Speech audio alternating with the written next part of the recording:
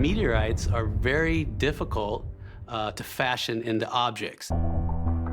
Anybody, even today, who's ever worked with a meteorite will tell you that because of the high nickel content, they're very, very brittle and very difficult to work with.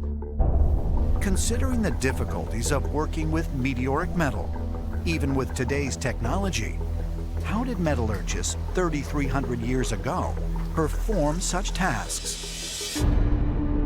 This dagger is completely out of place in the fact that, unlike simple objects like beads that can be simply hammered out and rolled, this has been perfected to a point where it has no hammer marks on it. It's completely smooth. It has a nice edge all the way around on it. It almost looks as if it had been cast, but in order to achieve that, you would have to reach temperatures of 3,000 degrees in order to melt that meteorite, and then of course add the necessary fluxes to get the impurities out and then cast the blade, which brings up even more questions for the researchers. If they were smelting iron, it would change our whole outlook on Egyptian history. What could explain the presence of this mysterious metal dagger in King Tut's tomb, when no other similar artifacts have been found in Egypt dating back to this period? Might Egyptian metallurgists have had help working with this difficult compound? Ancient astronaut theorists say yes, and suggest stories found throughout the ancient world reveal that extraterrestrials taught our ancestors the secrets of metallurgy in order to help move society forward. True metallurgy, in the sense of putting different metals together as alloys, dates back to maybe 3800 BC, when bronze was first discovered as an alloy of tin and copper. Maybe the second most important development after the harnessing of fire. As we think of modern times and our emphasis on technology, here is the sacred roots to all of that. Stories emerged out of all the religious systems about the gods as metal workers. Hephaestus in the Greek imagination made the weapons and the armor for the gods.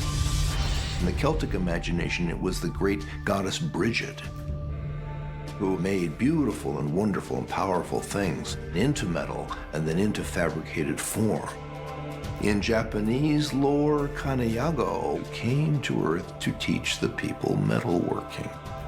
There seems to be a ubiquitous understanding from ancient cultures that metallurgy is from the heavens.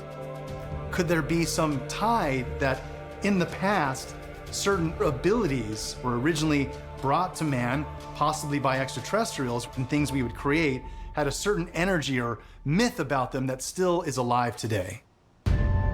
According to ancient astronaut theorists, the most compelling of these stories originates in the same place as King Tut's mysterious dagger, Egypt, where they worshipped a sacred object called the Benben stone. Ancient Egyptian texts describe the Benben stone as a meteoric iron object that belongs to the heavens. The original Benben stone mysteriously disappeared, but many ancient depictions of it remain. The Benben stone has a very strange origin. It is thought that the Benben stone descended from the sky like a firebird.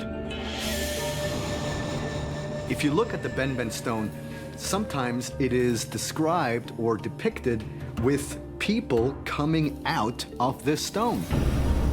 Now, to me, this looks very similar to a lunar module. If you have the idea that this firebird is descending from the sky with fire and smoke, well, if you look at a rocket descending, these are firebirds. So our ancestors perhaps witnessed some type of a craft descending from the sky, out of which these extraterrestrials came, which set in motion our technological evolution.